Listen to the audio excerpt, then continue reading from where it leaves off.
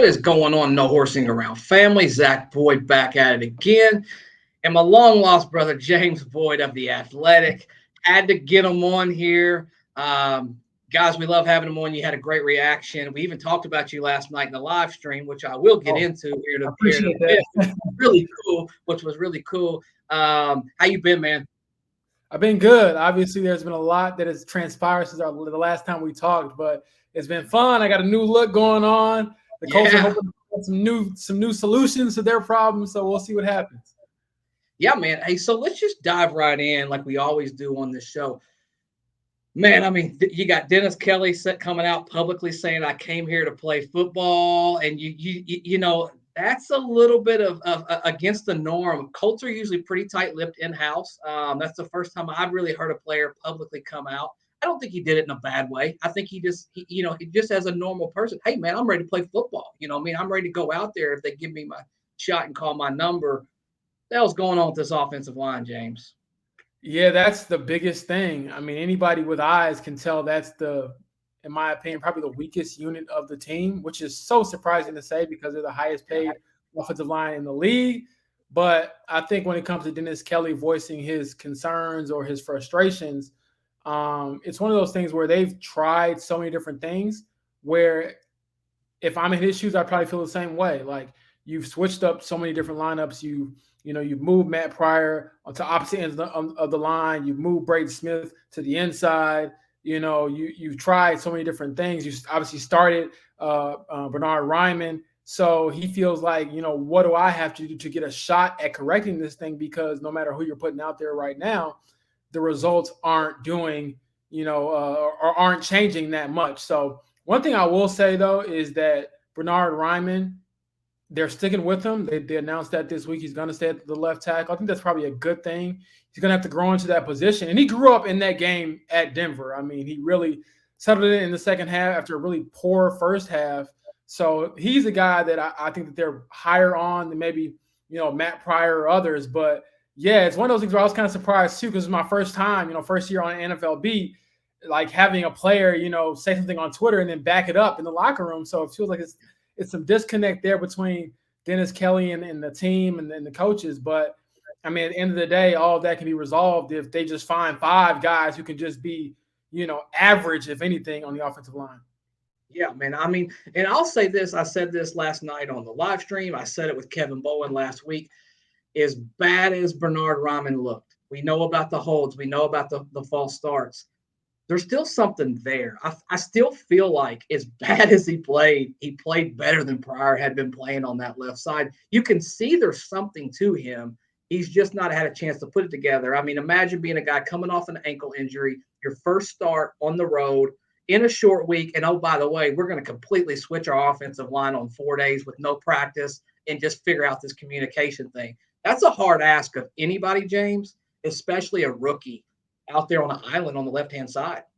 Absolutely. And I think his mindset is the perfect example that you need to kind of succeed when you're thrown in the fire, so to speak.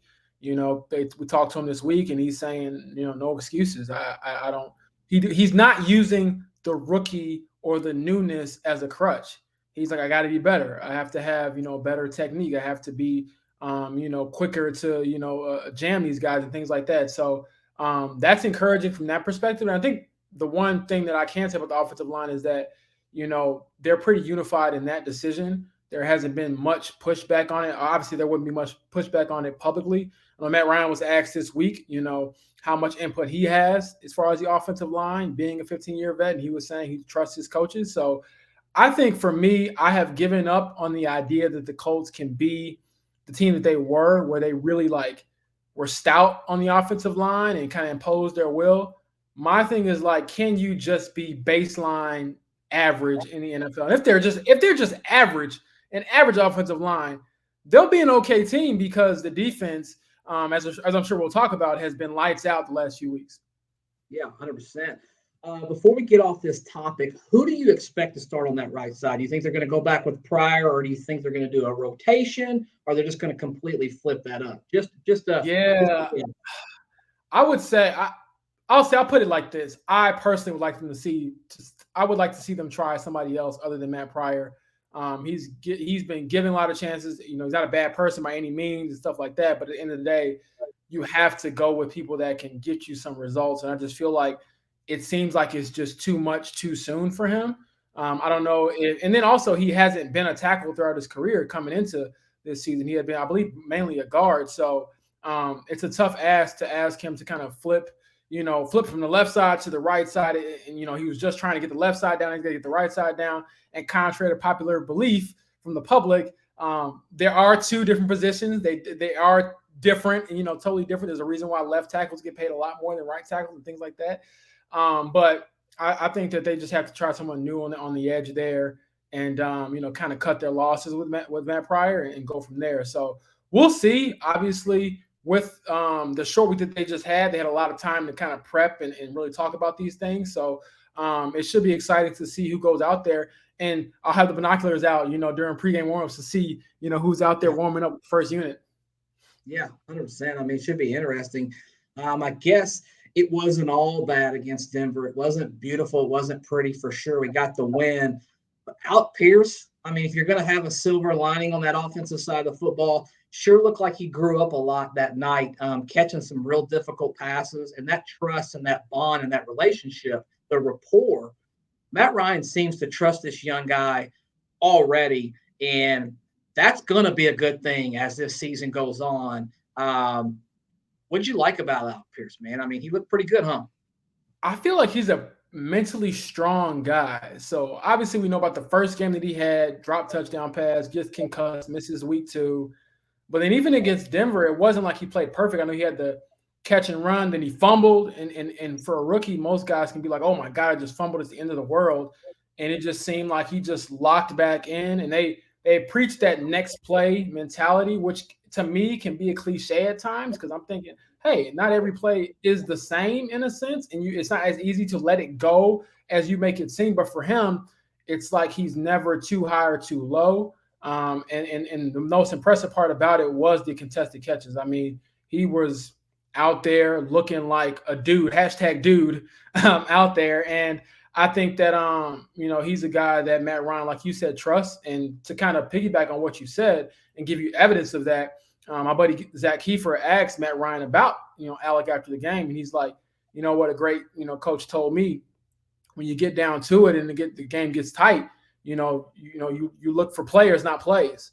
And he looks like a player. I mean, Matt Ryan went to him again and again, and he delivered again and again. And if he can be a true, wide receiver 2 and show some versatility as far as, being a deep threat, being a jump ball threat, being a guy who can catch it across the middle, that'll just make things even harder on defenses who still have to account for Michael Pittman Jr., who to me is a clear, wide receiver 1 of the team. So Alec is growing up, man. And then I joke with him, or I try to at least, like, you can smile. Like, it's okay to smile because he's so, like, he reminds me of Stephon Gilmore in a sense because they're both, like, super even-keeled and never, like, show much emotion, but they care a great deal. Otherwise, they wouldn't be out there playing. So it's a unique dynamic to kind of study as a reporter, but every now and then I'll tell both of them, like, hey, man, you just won the game. You can crack a smile.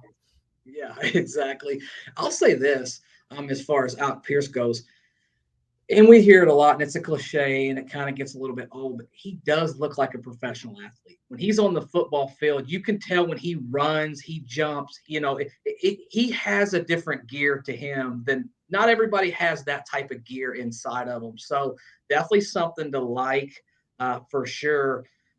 So now for 6 quarters this year, this defense has given up 9 points in the last 6 quarters and been pretty good, pretty solid. Russell Wilson decided, not my words, Gilly Locke's words. He decided to try me, and we saw what happened when he scooped underneath and got that interception. What the hell's going on with Russell Wilson throwing the football when he should just run the football? I'm not gonna lie to you, Zach, and this is why you have to, just stay till the end, so to speak. But after they picked up that 4th down late in the game, I believe it was just over 2 minutes to go, I thought the game was over because I just figured at the very least they'll run the ball, make the Colts use their timeouts, and neither team can really get anything going. I figured, okay, they're in field goal range, whatever. They get a field goal here, they're probably in the game. And then he throws it. at Stephon Gilmore, who easily picked it off, and then I'm like, okay, that's a catastrophic mistake. And then in overtime, game on the line, you go back at a former defensive player of the year, who, I mean, I think that's the first time I can say he really like talked back in a sense. It wasn't directly at Russell Wilson, but it was like this guy disrespected me by even throwing my way, as if you could get that first pass past me, but you're gonna act like I didn't just do what I did to you in the fourth quarter. So my task after the game was to do like this story on Stephon Gilmore and the defense. And one of the questions that I asked him, I said, hey, Stephon, like, you're 32. Does part of you feel like you have to prove you can still do this? And does that fire you up? And he kind of looks at me like I'm crazy. And he's like, well, just watch the tape. Like, if people keep saying how old he is, how old you are, watch the tape, watch the film, cut the film on.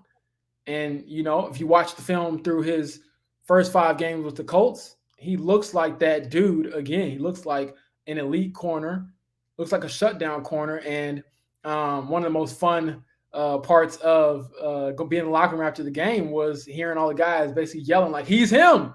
He's him. They tried to test you, but he's him. So he's another guy who, again, super calm, super collected, never really is going to talk out of turn. And honestly, I feel like you have to force him to talk about himself because he's so humble. But in that moment, I felt like he felt validated. Like, after, this is my third team in 3 years. I had the injuries. People doubted if I could be great again. And he is great. Like, that dude is pretty phenomenal. And I think with most great DBs, his numbers are a little tainted because unlike Russell Wilson, most quarterbacks just won't throw his way that often. Like, that dude is a baller and a big reason why they're 2-2-1. Yeah, 100%. I mean, sure felt like a real bad. I mean, I probably would have thrown on anybody else other, and we saw that reaction, I guess, from KJ Hamler at the end of the game. It looked like he might have had a little bit of an open. He threw that Wide helmet open. down. Yeah. And it's like, my gosh, man, if you're going to throw it and you feel compelled to throw the football, how'd you throw it at the one guy on that defensive side of the football that really is a technician when it comes right down to it? I mean, he is as advertised, in my opinion. And I think he had a little bit of an acclimation period, week 1 and week 2. And then after that, he's really, really settled in here nicely in his role as the quarterback that we all thought he could be. Flipping over to the other side, I don't think Kenny Moore's played very good this season, if I'm being 100% honest, but was definitely his best game. And collectively, it seems like that back end as a whole, as a group, James, is now starting to really kind of come into their own. I like the fact that Isaiah Rodgers is on the field, and I don't know what it is. I can't explain it. But when he's on the field, good things happen. And I've been saying this for 2 years. He's a small guy, but that man tackles anybody. I mean, if you can tackle Derrick Henry, you ain't scared of nothing, Yeah. So I talked to Ron Miles about this, the defensive backs coach, and he said that Isaiah is one of those guys who things may not be as technically sound as you'd like, but he makes plays. And he was saying that's not a teachable thing. Like, you can teach guys where to be, certain coverages, different principles, but you can't teach them to be a ball hog. Like, part of that is just instinct, part of that is just innate. And he has a lot of that. And I think that he's stepped up the last few weeks. And even though Kenny Moore, like you said, I don't think he's played up to the Pro Bowl level Kenny that we've seen. However, he had a huge breakup, for a touchdown there against the Broncos. And in that game, obviously a touchdown wins it, because nobody scored a touchdown. So I thought that I feel like he's turning a corner. And then you talk about the secondary growing up and kind of coming into their own. I mean, who better to spotlight in that sense than Rodney Thomas II, the Yale 7th round pick? I mean, the guy is phenomenal. And I truly believe this is an example of just how many guys play football at the collegiate level and maybe don't get their shot for whatever reason, because he tested great at the combine. He's not one of those guys who, stereotypical, oh, he's from an Ivy League school, he's just the brains. And he's a really, really good athlete. Yes, he's extremely smart, but he is a hell of an athlete. He's got range. He can run. He can, obviously he can pinpoint the ball. And I do like his demeanor and his mindset, his maturity. I mean, I asked him about the weird play where he ran to the ref, where the ref got in his way, and he gave up a 51-yard completion or whatever, which wasn't even his fault. He was going to high point the ball and try to tip it away or intercept it. And before he goes to jump, he runs into a referee, and I asked him about it, and he's like, "Why get mad?" I'm like, "What do you mean? Why get mad? Like, you get every right to be mad." He's like, "The play's over. We said we got another opportunity to stop him. They didn't get in the end zone. We got another opportunity to keep him out of the end zone. So why get mad at something you can't control?" And I think for him to say that, now granted, it's after a win and after, he got his first career interception later in the game, but I think that was an extremely mature answer and just a picture of his mindset in the way he carries himself. Because, I mean, I don't know if I'll ever, even just in a regular pickup, flag football league or something, be as poised as he was when you got a blatant, referee interference, thing. And I joked with him. I was like, "Hey, man, can you throw a flag on the ref, or can you get a challenge on that or something?" But he's a guy who looks really, really good. And even though Julian Blackman returned to practice in full actually today for the first time in weeks, even though he should probably be back out there fairly soon, even though it's not this week, I'm assuming he probably won't be out more than if Julian Blackman misses this upcoming game. I would not expect him to miss the game after that, just because it's been a while for him with the ankle. However, it does give you some insurance with Rodney Thomas. And honestly, with the way he's playing, it makes you question, like, okay, where can we get this guy some snaps? Because he's a baller. Yeah, there's no doubt about it. That'll be interesting to see how they handle that as the season goes on, when health kind of comes back into play. Yeah. No Good need, problem. no need to rush things back as far as that goes. Let's flip over to the Jacksonville Jaguars game before we hop off here. Just what are your expectations? Like we all know the story of how the season ended last year, and then we all know we fell literally flat on our face, lost 24-0 as the season began. James, do you have any like reasonable expectation that they're going to kind of just come out and play a highly spirited football game, if nothing else for the owners and the fans, based on the last two games? Yes, I'll say this. And I'll say this because to me, this is more or less the season. You got this is another, 2-game division stretch. You cannot go through these 2 games without getting at least one win in your division. Obviously, you'd like to have two, but I think that you have to come out and beat a struggling Jacksonville team that's kind of come back down to earth after their hot start. They're struggling. You're at home. You found, I believe, your identity, which is your defense. And I think that you have to find a way. I don't care if it's ugly, like it was against, the Broncos. Preferably, you'd like to get in the end zone and give your defense some, relief and some rest. But I think that this is potentially the Colts' season. And I don't mean to sound dramatic. It's just that with the schedule being so front loaded with division games, you cannot keep dropping these division games and looking up and saying, "Oh, well, we're still in the hunt, we're still in the pack." Like, these division games will matter at some point. They obviously matter right now. So I think that the Colts, knowing that and having that in the back of their mind, should come out and show some fight.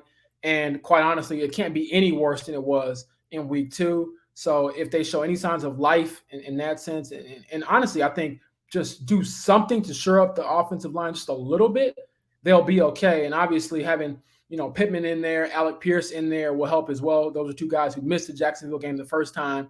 So that's one thing to keep in mind. Obviously, you still want to score even without those guys, but having those 2 guys back there, can't hurt. So we'll see. I'm excited for it just because I feel like every week in the NFL is just a different story. The highs, the lows. You never know who's going to step up. And I mean, Chase McLaughlin. He scored all their points last week, and he's the hero. So you never know who could be the hero this time around. So that's why I love storytelling. That's why I love the job. And I'm sure as you as fans, you don't care who steps up. It's just somebody needs to do that to get these Colts back on track. Yeah, man. I mean, I, for one, and maybe I'm going to regret this conversation I've had all week long, but I actually feel fairly confident in this football team this week. As ugly as it was, I almost feel like they found a little something in that game. And there's something about when you play that bad in that rugged of a football game, but you still find a way to win that football game. In some ways, it almost galvanizes your group together. Like it's us against the world now. Like nobody believes in us, but we found a way to get through this. And I'll say this about Matt Ryan, for all that he's not done well. 3 times he's had a chance at the end of a football game to go out there and win that football game when it mattered the most, and he drove his football team down there with a chance to win those games all 3 times. Now, Blankenship obviously missed that field goal horribly, but if it weren't for that, he'd have 3 game-winning drives this year. Still a little something in the tank, I believe. I think he's a little bit shocked at how many times he gets hit in a game. You'd like to see some of the veteran decision-making get a little better. Like, you got to know when you're in field goal range to not take an 18-yard sack. Like you can't do that. But that being said, I think there's a little bit left with Matt Ryan. And I haven't given up on him. I'm just interested before we get off here. You think he's washed? Do you think he's got one leg in, one leg out, or you think he's got a little juice left in the tank? I think he's got some juice left, mainly because of the frustration he displayed at Denver, where he's like, what the heck is going on? I will say the 2 interceptions were on him this time in that game. Like that, those are just poor decisions. However, I think all of us are kind of confused as to why we haven't seen fourth quarter Matt Ryan just for the entire game. A lot of that has to do with protection, but I mean, I don't know what it is. He just looks different when the game's on the line and things have been horrible. It's like, okay, I'll just, put together a 75-yard drive, no problem. And so if you just have a few more of those where you're not always behind the 8 ball and you're always fighting uphill, I think they'll be okay. Is he Matt Ryan of old? Is he a Pro Bowler? Is he MVP? No, I don't think so. However, I do think he's better than the 5 touchdowns against 7 interceptions and 11 fumbles. So to me, he just has to settle in. The offensive line has to settle in. And at the very least, just stop turning the ball over. That's the biggest thing. It's like your defense has been doing a solid job. Just don't force them to be great all the time. Like that eventually will not work. So I think Matt Ryan's, he might even feel disrespected by some of the discourse about him. But until he picks up his play, that's what will continue. So I think he will get better. And again, to me, this is the game where you kind of figure out who the Colts really are. I mean, that's the other thing for me. Like, I don't know what this team is. Like, if you'd asked me after Jacksonville, I'd say, oh, they're the worst team in the league. And then they beat Denver, and I'm still saying they're one of the worst offenses in the league. But I'm like, oh, this defense is for real. So I want to see what do, like you said, can they galvanize and come together and be, to me, the best version of themselves, which is a rugged team. They're not going to score a lot of points, but a team that at least takes care of the ball, plays stout defense, and has a chance to win it at the end. And if all those things happen, then you could be looking at a 3-2-1 record, which would be a really good start for Frank Reich, all things considered during his tenure. 100%, man. So did a live stream last night, and a couple people commented on some people, Colts media. You were one of them, and they used the word twice in the chat. And I wanted to bring it up on this one because you came on here. They used the word refreshing from James Boyd. They said the refresh. 2 different people said the same thing, refreshing. And I thought, you know what? I was talking to my co-host Steven. I thought, that's right. He is refreshing. Like your approach and how you handle, the way you write, your writing style, the way that you talk to players, the way that you talk to coaches. It's a really nice blend of, hey, I want to ask these questions, but I'm also going to ask the questions that have to be asked regardless. You don't really shy away from that. What is it about that when you go into a room and you're going to have to ask some of those questions for you? I feel like it's just that quiet confidence. You've earned the right to ask those questions. So it kind of comes out when you are asking those questions. Is that kind of your approach?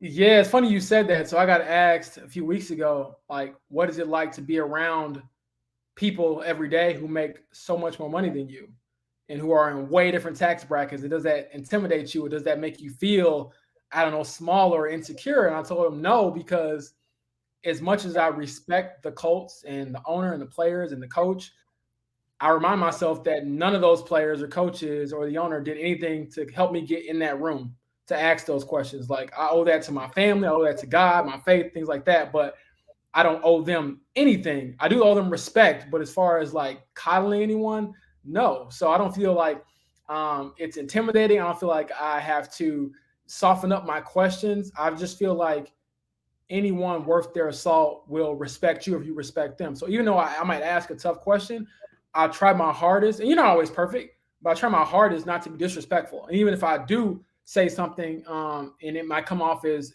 not the way I intended, I'll follow up and try to apologize, try to clarify, because I think at the end of the day, relationships matter. If you have relationships with these guys, whether they agree with you or not, and you are respectful about the way you go about your business, then you'll be all right. And then also it's just keeping that kid alive inside of me, because I mean, I got a cool job, I have a cool opportunity. You have a cool podcast, so I'm sure you enjoy it. So I'm just trying to make sure that I remind myself to enjoy these moments, because you aren't going to get them back. You know, a year ago, I thought I was going to be doing Pacers for the next 5 years. Now I'm doing Colts. I don't know how long this will last. I hope it lasts for a very long time. But if it doesn't, I don't want to look back and be like, oh, I didn't enjoy it. I didn't ask the tough questions. I didn't do my job to the fullest. I want to look back and say, hey, I gave it all I got. Was I perfect? No, but I have no regrets because I went hard at it. So that's usually my message to anybody out here chasing a dream or working and grinding. And yeah, man, I just love it. I love storytelling. I love getting to know these guys. And for me, it's just knowing that where I come from, the route I took, it was not given to me. I kind of had to grind and get it out the mud. But you know, you appreciate it more when you have to get it. So I definitely have understood just from the sacrifices my parents made to put me here. I got no regrets, no worries. It's just going out there and doing what I prepared myself to do, which is ask the questions, write the stories, and occasionally, you know, throw a few gifts up on Twitter and have a good time. Exactly. All right, man. Everybody asked to bring James back. They said, hey, get James back on there. He's good. Appreciate that. Now we got the refreshing James Boyd back on here, getting There we go. compliments all the way around the No Horsing Around live stream. James, man, I appreciate you taking time out of your busy schedule. Should be a fun weekend as the season goes. And we'll catch up. We'll catch up down the road. All right, man. Sounds good, man. Hit me whenever you need me.